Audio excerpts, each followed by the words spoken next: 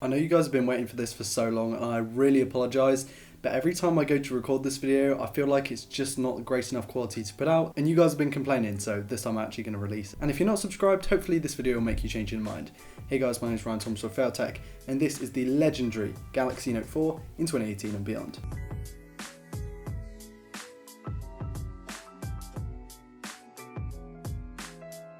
So it's fairly obvious by now that the Galaxy S4 is quite old, and if you don't know quite how old, September 2014 old. It was the best of the best just 3.5 years ago, and today I feel like it's still up there. Things have moved on quite quickly and we build phones completely differently now, but for £150, maybe this thing is a contender for your pocket. £150 will get you a unit in good condition, a charger cable, and a box hopefully. What makes this phone feel quite old is not only the design, but the build materials used here. Okay, it's got a gorgeous metal rail around the outside, it's chamfered, it looks amazing, but the back is this faux leather kind of rubbery finish, which is going to seem quite aged to you guys, and of course if it is cracked or broken you can go and replace it for like £1 or $1, whatever your local currency is.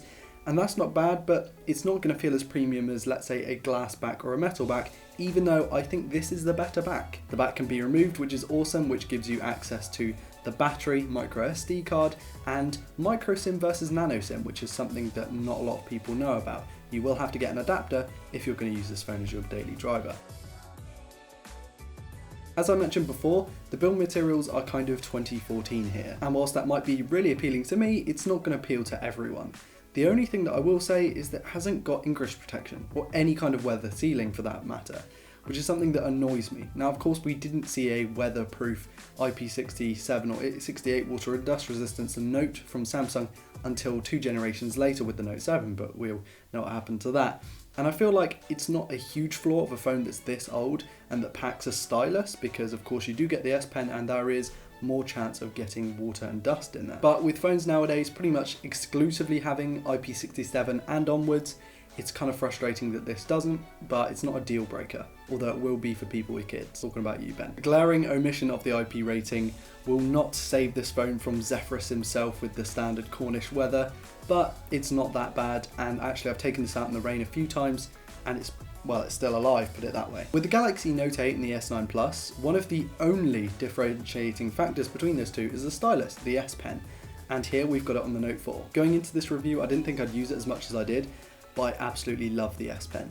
Even on the Note 4, which is a few generations old, it feels so good. You don't get the clicky top, but you do get a button on the side, and it's so much more useful. In fact, my girlfriend Katie is always trying to steal my phone to write memos and stuff, because I mean the S Pen is just really useful. And it is a bit gimmicky, I get that, but it's got a decent level of pressure sensitivity, and it does feel fairly responsive considering how old the phone is. It doesn't feel quite one-to-one in terms of the actuation, but what you don't get is a standard piece of plastic on a glass screen. You actually get some kind of pressure level there. Off-screen buttons, do you remember those? Yeah, Samsung got rid of those, didn't they? The non-switchable capacitive off-screen buttons, being multitasking and the back button, are on the typical Samsung locations, and in the middle there you've got the Samsung home button come fingerprint scanner, which isn't that good. The fingerprint scanner itself, having one there, is useful on a phone of this age. However, it does require a swipe, which is something I'm really not into, and not to say that it's not fast or accurate, but the awkward moving of your hand to actually get it in a position where you can swipe is a little bit difficult, and if you've got anything other than perfectly clean hands, it will not register at all. The use of micro USB 2.0 and a headphone jack is really nice because, you know, they're not proprietary, so you probably got cables for those lying around, and the use of the off-screen buttons actually frees up screen real estate, which is really nice. Comprehensive ergonomics review is that it feels really good in the hand. It's a larger screen, it's 5.7 inches, and you get chunkier bezels. It just doesn't look very 2018-y. You can tell this phone is old due to its design. It's got a standard aspect ratio display, and like I said, the bezels are quite big, and whilst it feels a lot bigger than you might expect, it's not unwieldy because you've got that nice rubber faux leather back and those chunky chamfered rails on the sides. Unless you've got minute hands, this phone's not going to be easy to drop. There are a few extra features here. You get a heart rate scanner on the back, which I didn't use once, but I did use, and I really wasn't expecting this, is the IR emitter for, you know, controlling televisions and set-top boxes and things. Now, I would never have used this. In fact, I've never used this on any other phone in the past, but my brother's TV stopped working a while ago, and actually my TV remote is broken. And just by using the Peel installed app on here, it worked so well. It took like 2 seconds to set up, and I could just point my phone at the TV, press the power button, and voila, didn't need a TV remote. And they're so subtly put into the Note 4's design and build that it just feels like a no-brainer to use it. TouchWiz is the biggest problem that older Samsung users face. Not because it doesn't look a certain way, or it doesn't fit a style, or it's not customizable, but that it just bogs down the OS so badly. Now, for those of you who are about to go into the comments and tell me to install a ROM, I have friends who are going to help me install a ROM on this thing because I'm so scared of Samsung devices, and I will do an updated review, and I will try to do kind of more up-to-date reviews on newer software, but this is for the people who aren't going to install custom ROMs, so don't you worry, those videos are coming, but right now I'm using the stock 6.0.1, which is something that, yeah, I need to get this off my chest. It's really not that good. I don't like the look of it because it feels more bloated than maybe it perhaps is, although you do get a lot of pre-installed software, which is something that you don't want to see on an older phone because that's going to bog it down, that's going to take up all of the memory, it's going to take up all of the resources and the storage, and it's going to give you a bad experience. Now, I didn't find this to be a huge issue. In fact, it wasn't that bad. It did bog down a couple of times with the Peel TV remote app that I had to uninstall, unfortunately, even though it was really useful the times I did use it. But that thick skin on top of Android is one that I don't recommend that you guys stick with and that you should upgrade. Overall performance in the software is good, and you do get some kind of useful features. Of course, the pen actually has some proprietary features built into the Samsung stock ROM that you don't get on other ROMs. So the S Pen kind of quick notes and quick memos and recording the screen and then kind of drawing over the screenshots was one thing that I really liked. Like I said, you get 6.0.1, which isn't going to give you the latest software updates, the latest software patches, any kind of security bug fixes, anything like that. But you do get application support for a good amount of apps. The apps that I typically use, your Facebook, Twitter, YouTube, Instagram, even basically all new apps tend to work on this thing. And I'm going to explain the performance right now. The Snapdragon 805 is a quad-core system on chip that works quite well. It's not the latest and greatest, obviously, and it's not the 810, so it doesn't overheat as badly as you might think, but the overall usage of this thing is pretty good. It's not snappy, it's not Pixel or even Nexus level, but it tends to cope, along with the 3GB of RAM and 32GB of storage, which is fixed, by the way. It tends to cope with the kind of bogged down 6.0.1 ROM that is on here and any apps that I tend to install. It might take a little while for them to actually load in, if that makes sense, to load up the app. Once you're in there, it tends to work fairly seamlessly and I don't really see any crashes. I've never had the phone hard crash on me, which is weird because honestly a lot of these older smartphones do that and I have to restart them. But I mean, with the usage that I've been giving it in this hot summer, it's not that bad. Now I mentioned 3GB of RAM there. I didn't do much multitasking and not once did I even try to have two apps on the screen at once because it almost feels that that would hard crash the phone. In fact, I lied. The one thing I did do was I was watching a YouTube video whilst taking notes and that tended to work. The video did get choppy here and there, but honestly, on this stock software, it's kind of reliable, if that makes sense. It's just not the cleanest. The Adreno 420 GPU does have to work extremely hard to power the display, which is a fairly high resolution and is a gorgeous display, but we'll get back to that later. And that means that playing the highest end games is really not going to be possible on this thing. Unfortunately, for those of you who want to play PUBG and Fortnite on your phone, it's just not happening here. However, the majority of games I play are like 8-ball pool, a lot of clicker games, things like that, that when I'm wasting time, whether I'm walking to a friend's house or something. And this thing worked absolutely flawlessly for those. No hard crashes, pretty much no lagging at all.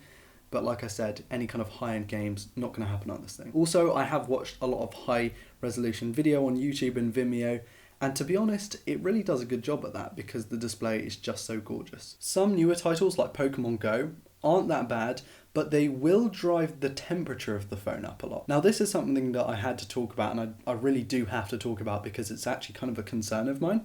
But when charging the phone and playing any kind of game that requires a lot of GPS, like Pokemon Go, or really high intense tasks, like obviously benchmarks are going to do that, but higher end games would be a better example, and recording a lot of UHD video, it gets extremely warm up around the camera area, like kind of around it, surrounding the camera, even when you're not using the camera. Just kind of that part of the phone gets really warm, which is kind of a concern because it can get uncomfortable at times and kind of feel like, oh, is this thing going to burn up in my hands? Because you know what notes are like. But it doesn't get to the stage where it crashes, like I said, but it just gets very warm. The battery here is a fairly small, for this size screen, 3220 mAh battery. and it's really not that bad. Like, honestly, there are probably better options, but it's not the worst. What I have in it right now is a cheap off-brand, like 5,000 plus milliamp hour battery, which performs basically the same as the stock one. The stock one just got really, really hot and I had to kind of throw that out, but it's not bad. The best thing about having a removable battery though is you can add battery backs, which extend the phone's thickness just a little bit, but give you monstrous levels of battery life. I mean, there are battery backs out there that do 10,000 plus milliamp hours, and the phone gets marginally thicker at best. But like I said, for a phone this large, 3220 is not great, but the best thing about using older phones is that if they do have replaceable backs like this one, it's easy to just go and buy a new one for like £5 or £10, replace it, and you've got a brand new battery and probably a better performing phone, on top of better battery life, of course. You do get fast charging, which is great. You don't get wireless charging, which is something I was actually kind of surprised about. You can get a pack on eBay that's like £5, and it just adds on as a kit underneath the back cover. And it works fairly well. Like, it's really not that bad. It's fairly inexpensive and you get wireless charging, so it's kind of a bonus. It depends whether you use wireless charging or not. I don't tend to, but it would be cool if this thing had it, because I do have a couple of wireless chargers knocking about. So battery life, I have to say, is around 5 out of 10. It's not the worst. It's not amazing. It's kind of average, actually. It's a fairly small battery for the phone of this size, but the bonus is it's replaceable. Now, I've mentioned the display a fair few times in this review already, but the display is for me the best reason and the main reason to buy this phone in 2018 and beyond. For a phone of this cost, which is again around £150, this by far, in my opinion, is the best display you will get for the money. It's a 5.7 inch QHD, so it's 2560 by 1440 Super AMOLED Samsung panel that gets incredibly bright. It gets incredibly dim as well, which is something that's often overlooked because a lot of people check their phone when they're sleeping, like just to check the time or to check notifications, and it's not going to give you that blinding effect that a lot of IPS displays will, because they just don't get quite dim enough. This thing is gorgeous. It also has a lot of screen real estate because, of course, you can use the off-screen buttons, although in the stock software there aren't any options from what I can tell to actually expand the screen real estate and make everything smaller, which is something I want to experience with better ROMs. The sharpness, the clarity, the colours, the punchiness, the inky blacks are all amazing on this thing. I think I've told this story a fair few times, but back when I had an iPhone 6S, I tried a Galaxy S5, which had kind of a similar display to this, and I was blown away. And this is in a similar precedent to that, just absolutely gorgeous. It kind of blows me away that this display is so good on a phone this age and this price. It's better than the OnePlus 3's display, which is a fair few quid more. Maybe I love this display a little bit too much, but honestly, it's just stunning. And it works really well with an S Pen because the display is so large, so you don't cover it up with your hand so much. The high pixel density makes it really, really good for watching high quality videos and playing games. But like I said before, because it's got such a high resolution, it's going to be a little bit harder for the system on a chip to keep up and power it. Just something to mention. So it's really good for watching video because your CPU and your system on chip doesn't have to do too much there. But of course, look out if you're going to play some high-res games, it's going to struggle on this. And this summer, for outdoor use, this is a great option. Honestly, it works ludicrously well outside, and I know I used ludicrous in the video a lot the other time, but it blows me away. It leaves me speechless every time I use it. Switching sides for a second, let's switch to the back of the phone. You get a 16 megapixel f2.2 camera, a single camera, but a good one. Now, I found that this got very sharp, and sharp to the point where it was obvious that the computer was doing the work and not the sensor and lens combo. And I say that in the nicest of ways because obviously we like our sharp images, but this thing, especially when you take photos of large trees like this one, when you zoom in, it just looks a little bit over-processed, and that's something that obviously is a kind of a characteristic of old Samsung smartphones. But this, I didn't realise just how much it was. Now personally, I don't find it to be the worst of things, because from a distance it looks really sharp, looks really good, but just make sure you don't punch in and zoom in a lot, because that is where you're going to see the flaws of this thing.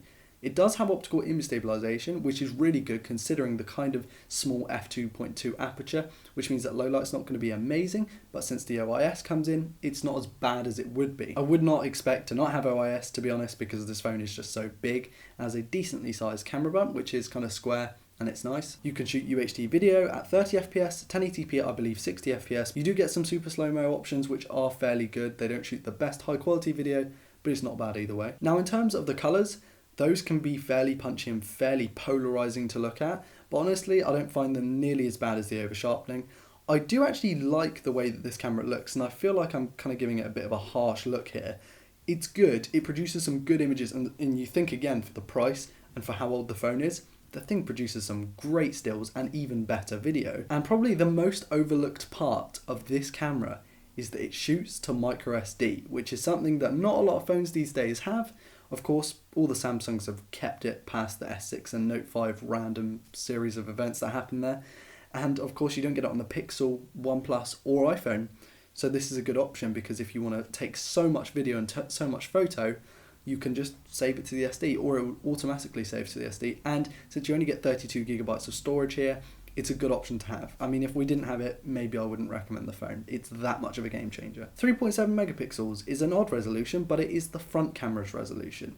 Now, this shoots 1080p video, which doesn't look too bad, but again, looks a little bit overprocessed, and there are some beauty modes and beautification going on, which for some of us might be a good thing. I like the front-facing camera. It gets nice and wide. It's fairly sharp considering its age, and to be honest, although the weird resolution is, well, just a bit weird to look at on paper, the photos aren't too bad. Like, they come out good enough that I'd say this is a decent selfie camera, but not good enough that I'd say go and take all your selfies on this thing.